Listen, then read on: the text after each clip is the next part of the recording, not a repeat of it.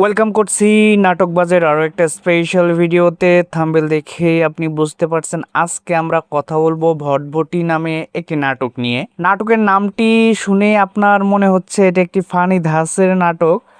আসলে এটা একটি ফানি ধাঁচের নাটক নয়। যারা ফানি ধাঁচের নাটক মনে করে নাটকটা দেখা শুরু করেছিলেন তারা হয়তোবা নাটকটা দেখার পরে অনেক বেশি আশ্চর্য হয়েছেন এবং নাটকটা দেখে অনেক এনজয় করেছেন। সো যারা যারা এই নাটকটি দেখে ফেলেছেন তারা কিন্তু অবশ্যই কমেন্ট সেকশনে আপনাদের অভিজ্ঞতাটাই লিখে যাবেন। আর এই নাটকে অভিনয় করেছে খায়রুল বাশার এবং সাদনিমা বিনতে নোমান।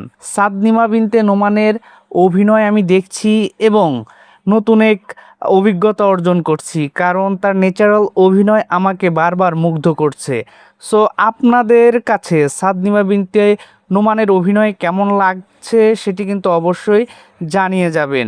আজকের এই ভিডিওতে আমরা কথা বলবো ভটভটি এই নাটকের দ্বিতীয় পর্ব আসবে কিনা সে বিষয় নিয়ে। কেননা এই নাটকটা যারাই দেখছেন তারাই বলতেছেন যে এই নাটকের দ্বিতীয় কোনো পর্ব আসবে কিনা। সো ভিডিওটি না টেনে সম্পূর্ণটা দেখুন, অবশ্যই আপনি আপনার উত্তরটি পেয়ে যাবেন। আর আমাদের ভিডিওগুলোকে কোথা থেকে দেখছেন সেটি কিন্তু অবশ্যই কমেন্ট সেকশনে জানিয়ে যাবেন। দেশের বাইরে থেকে প্রবাসী ভাই বোনেরা এবং আমাদের পার্শ্ববর্তী দেশ ইন্ডিয়া থেকে আমাদের ভিডিওগুলো অনেক বেশি দেখে থাকেন। সো আপনাদের কাছে আমি চিরঋণী এবং চিরকৃতজ্ঞ যে আপনারা সময় বের করে আমাদের ভিডিওগুলো দেখে থাকেন। সো অবশ্যই আপনারা আপনাদের লোকেশনটি আমাদের কাছে জানিয়ে যাবেন। ভটভটি এই নাটকটি যৌতুক নিয়ে সুন্দর একটি উপস্থাপনা।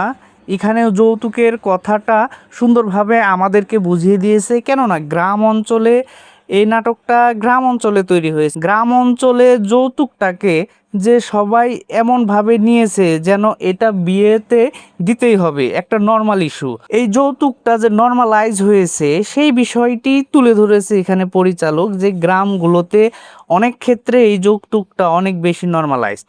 ওই জিনিসটাই সুন্দরভাবে আমাদের সামনে তুলে ধরেছে। সো নাটকটা অনেক সুন্দর হয়েছে, একদম ন্যাচারাল ভিউয়ে সুন্দর ন্যাচারাল অভিনয় খায়রুল বাশার এবং সাদনিমা বিনতে নোমানের।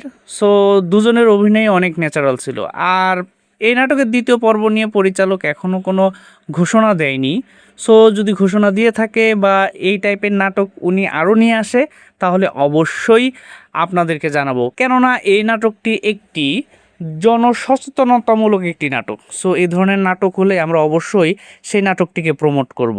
সো আজকের ভিডিওটি আমরা এখানে শেষ করছি। দেখা হচ্ছে পরের আরেকটা সুন্দর নাটকের আপডেট নিয়ে, সুন্দর নাটকের গল্প নিয়ে। ততক্ষণ পর্যন্ত ভালো থাকবেন, সুস্থ থাকবেন, বাংলা নাটকের পাশে থাকবেন এবং যাওয়ার আগে অবশ্যই নাটকবাজ চ্যানেলকে সাবস্ক্রাইব করে যাবেন।